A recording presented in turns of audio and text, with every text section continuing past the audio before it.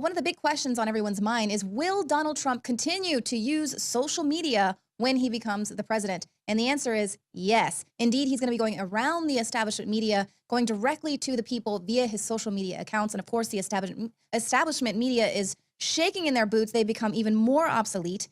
He is going to be making public policy announcements directly on Facebook, Instagram, and Twitter. The fact of the matter is, when he tweets, he gets results. He's got 45+ million people following him on all of his social media accounts. He doesn't need to go through the mainstream media channels. And in fact, this unprecedented move is designed to limit the mainstream media's role as an information filter by reaching the American people directly through social media. So this is unprecedented. Here we have the establishment going, well, how in the world are we going to be able to filter and control the news? Perfect example. Let's walk it back a little bit to September 30th. The New York Times issued this bombshell report about this leaked audio revealing what Secretary of State John Kerry was telling Syrians behind closed doors. Ooh, you're thinking, wow, this is going to be really good. We're going to get something juicy here. What John Kerry was telling these Syrians behind closed doors, was it different than what he was telling the American people? And it goes on to say, he complained to the small group of Syrian civilians that his diplomacy had not been backed by a serious threat of military force.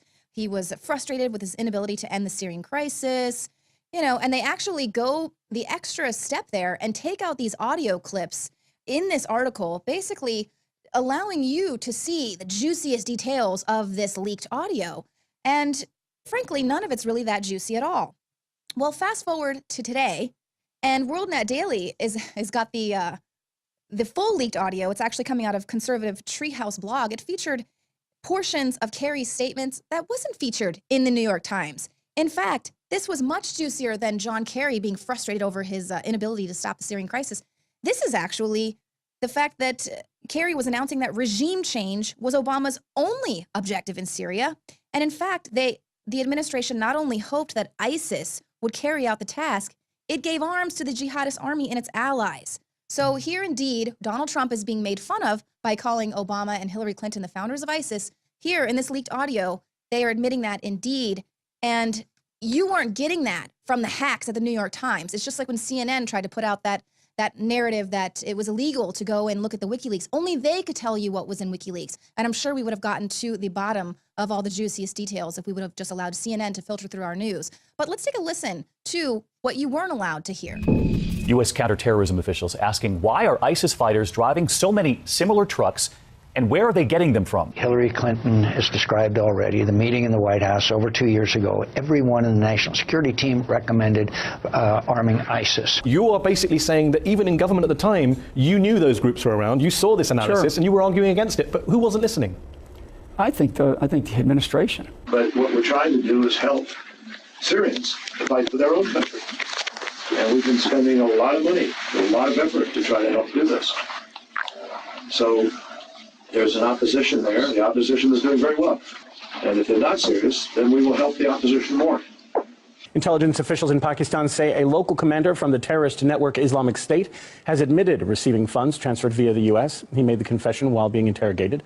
Today, we learned that the same group may now be in possession of a deadly cache of American-made firepower Stinger missiles. I think it was a willful decision. A willful decision to go support an insurgency that had Salafist, Al-Qaeda, Well, and a Muslim willful Brotherhood. decision to do what they're doing, which you have to really ask the president, what is it that he actually is doing? As I've said before, this aspect of our strategy was moving too slowly, but the fall of Ramadi has galvanized the Iraqi government.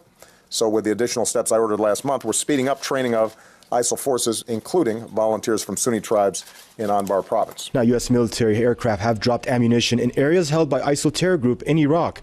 Now, according to volunteer forces who are fighting the terrorists, American helicopters dropped boxes of weapons in Yathrib and Balad districts in the Salahuddin province. In the last 8 years, Obama completely sold us out to the Communist Chinese, the Saudi Arabians, and others, and launched a program all over the Middle East, Africa, Central Asia, Far Asia, you name it, to put radical jihadis funded by Saudi Arabia as well as NATO in charge. It's now been leaked. Even the New York Times is having a report on it. Obama wanted ISIS to grow, leaked audio, and that's addressing the Syrian opposition. So that's just an example of what we're talking about. We saw that Daesh was growing in strength, and we thought Assad was ready. We thought, however, we could probably manage, that Assad might then negotiate. Instead of negotiating, you got Assad. Now you got Putin to support him. Now, the public didn't know what was going on, but our military did.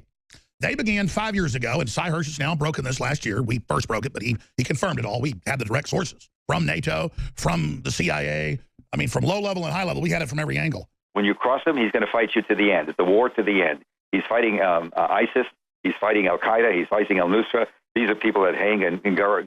Some of the horrible stuff that happened. He's had as many as 200 of his soldiers executed at one sitting by these people. So our Joint Chiefs decided some years ago on the basis of intelligence reporting that there really wasn't any option, that there really were no moderates. Although the White House keeps on talking about there are moderate groups in the opposition. There were at one time, but they were quickly taken over and cleaned out by the more radical jihadists, people who believe in Sharia law.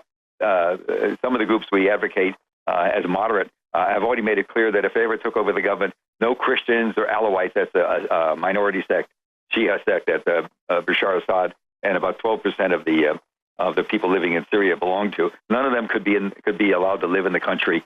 They were talking about genocide of cleaning. After Libya fell, we began to funnel stuff that in an earlier article I called the rat line. A lot of arms from Libya into Turkey, and from Turkey, the gentleman running Turkey, Erdogan, is a total complete supporter of ISIS. I don't think there's any question of that, even though we deny that. Our intelligence shows it. So what I wrote about is the fact that 2.5 years ago, the Joint Chiefs decided, well, they can't convince the White House and the State Department with intelligence. They're just going to begin to do what they can do. So the Russians basically came into Syria because the U.S. military said, we're telling Obama if he doesn't back off, we're going to release the fact that we know they've been funding him, giving him missiles, you name it. Benghazi was the last straw. Russia said, okay, we're going to come in. Trump is right. Hillary and Obama are the founders of ISIS. They founded it because it's really Al-Qaeda to confuse the name. Donald Trump and Alex Jones, the conservative conspiracy theorist and operator of the website InfoWars, which seems to be a place where Trump gets a lot of his information. Obama as the leader of ISIS. ISIS is honoring President Obama. So it's very interesting to see both sides of the story here. David Knight joins me now. Very interesting to see how the New York Times, the paper of record, is telling us this story, which really fit right in with the whole narrative of what was going on in Syria. Assad is bad, the U.S. is good, we need to get them out of there, the rebels are good. Completely leaving out the part where the U.S. is now arming and funding these terrorist groups, these so-called moderate rebels, which you were only really hearing about at InfoWars and, Breitbart, sites like this. That's right. And it was the New York Times that went through and selectively pulled things out of this so-called off-the-record discussion that he was having with people from Syria. But you know what? This is 2017. Things are not going to be off the record, Leanne. We got Julian Assange saying you're going to see a lot more in 2017 from WikiLeaks than you did in 2016.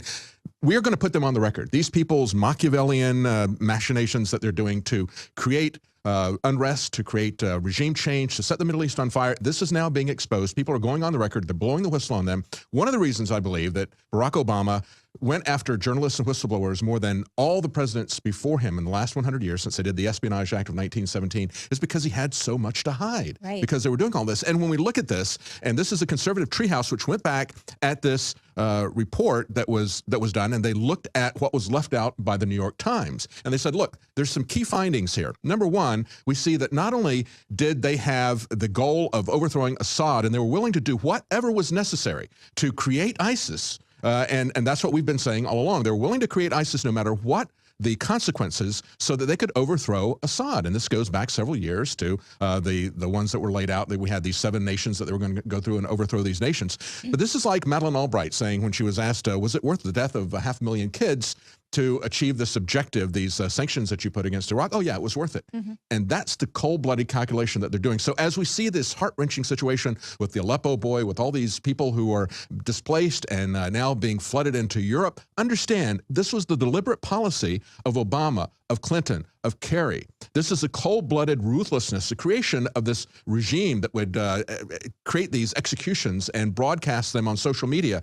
This was what they wanted. And now this is being exposed. Right. And of course, what we're being shown here by the establishment media with Aleppo is we're not being shown the people actually celebrating and that they want for things to get back to normal. They're celebrating even President Assad. Yeah. Not saying that he's a great guy, but better than all of these different proxy armies coming in trying to overthrow their government there. These people have been under attack for many years now, and we're only seeing the side of the story that fits the agenda with the current administration. Well, we've been saying at InfoWars that ISIS was a surrogate of the CIA and of the neocon warmongering establishment. And now what we're seeing also is it's not just the Democrats, but when you look at this conservative treehouse story, they show pictures of McMullen, not just McCain. We know, we talked a great deal about McCain meeting with the al-Qaeda rebels, and they were saying, oh, they're moderates, they're not al-Qaeda, there's something different. No, they are al-Qaeda. They eventually outed themselves as al-Qaeda. But then there were these other characters who became very well known in just the last few months as never-Trumpers. People like McMullen that they tried to use in Utah. They thought it was going to be close. They could block Trump from getting an electoral college majority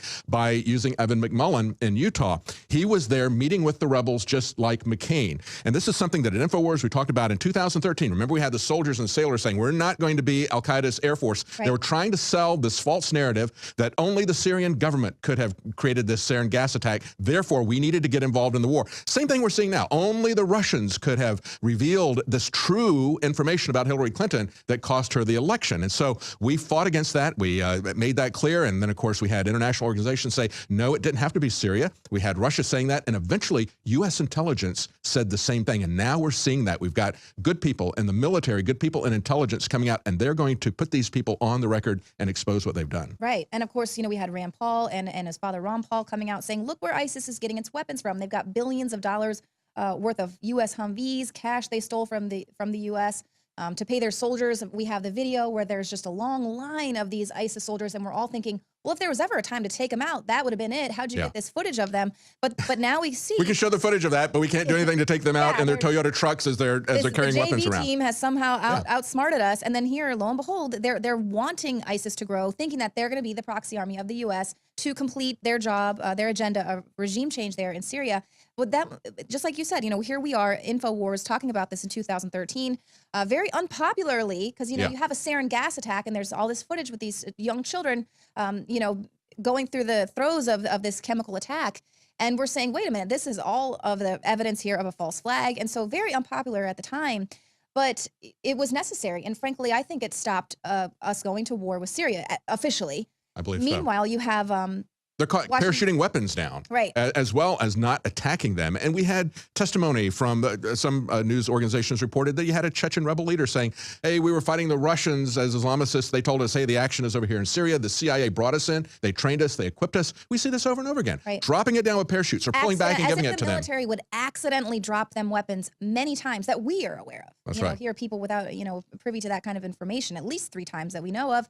And then, of course, it's hilarious how we have the Washington Post editor speaking out, saying Donald Trump reading InfoWars and then going out and communicating this message to the American people. It could tank markets. It can invite an incursion. It could be catastrophic for the nation. Hold that there. Invite incursions. What did we do?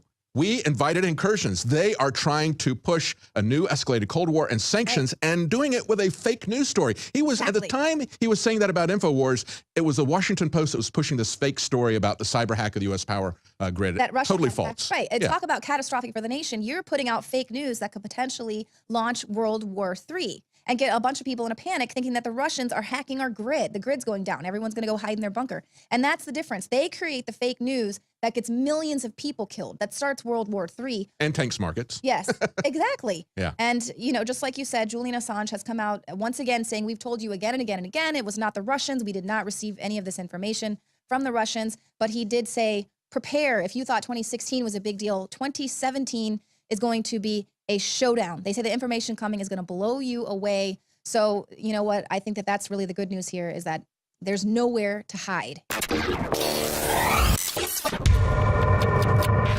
In case you haven't heard, InfoWars has become the most influential media outlet in America. We're making freedom go viral. And now we are proud to announce a new weapon in the epic battle against the globalists. InfoWars Prime, where you can watch live high-definition feeds of The Alex Jones Show, plus exclusive insider videos from the InfoWars crew and behind-the-scenes action. Go to Infowars.com/app and download today. InfoWars Prime is available right now for your iPhone or Android. Android. You will have access to exclusive videos that you can't see anywhere else. And that means live coverage of events and breaking news on location as it happens. You can also take advantage of amazing deals from the InfoWars store that are only available for InfoWars Prime subscribers. That's InfoWars Prime at Infowars.com/app. And if you can hear my voice, you are the resistance.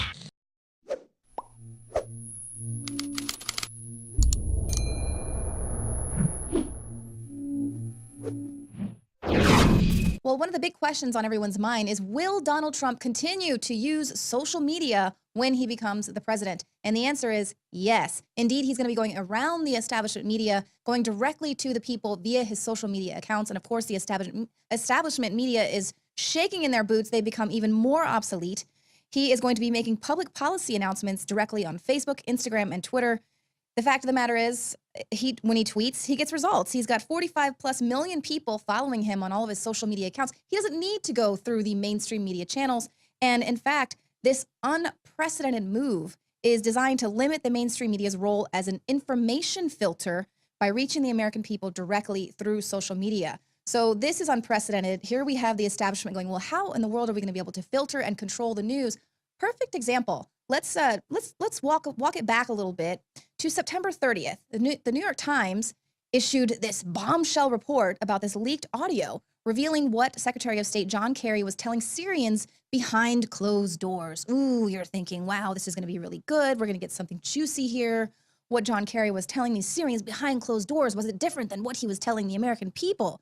And it goes on to say, you know, he complained to the small group of Syrian civilians that his diplomacy had not been backed by a serious threat of military force. He was frustrated with his inability to end the Syrian crisis, you know, and they actually go the extra step there and take out these audio clips in this article, basically allowing you to see the juiciest details of this leaked audio.